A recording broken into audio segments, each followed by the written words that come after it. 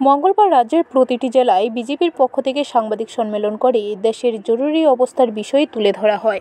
খয়েরপুরস্থিত BJP সদর গ্রামীণ জেলা অফিসে সাংবাদিক সম্মেলন করে প্রদেশ বিজেপির সহসভাপতি তাপস ভট্টাচার্য জানান, 1975 সালের 25 জুন দেশের তৎকালীন প্রধানমন্ত্রী ইন্দিরা গান্ধী দেশে আভ্যন্তরীণ জরুরি অবস্থা জারি করেছিলেন। তাই আভ্যন্তরীণ অশান্তির অজুহাত দেখিয়ে 1975 সালের 25 জুন ইন্দিরা গান্ধী দেশে আভ্যন্তরীণ জরুরি অবস্থা জারি করেছিলেন। এই বিষয়ে নতুন প্রজন্ম অবগত নয়, তাদের জানানোর জন্য উদ্যোগ নিয়েছে ভারতীয় জনতা পার্টি।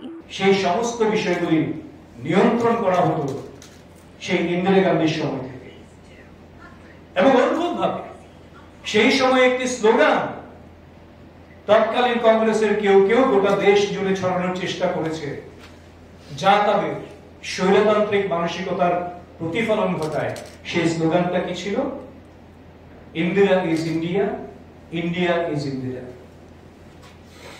আমরা যে বারবার বলি এটা একটা ব্যক্তি কেন্দ্রিক, একটি পরিবার কেন্দ্রিক দল।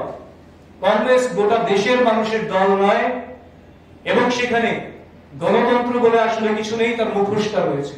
এদিকে প্রদেশ বিজেপি কার্যালয়ে সাংবাদিক সম্মেলনের মধ্য দিয়ে এই জরুরি অবস্থা নিয়ে কংগ্রেসকে কাঠগড়ায় দাঁড় করালেন প্রদেশ বিজেপির মুখপাত্র সুব্রত চক্রবর্তী। তিনি বিভিন্ন ইস্যু টেনে কংগ্রেসকে আক্রমণ করেন। ব্যুরো রিপোর্ট, খবর ত্রিপুরা।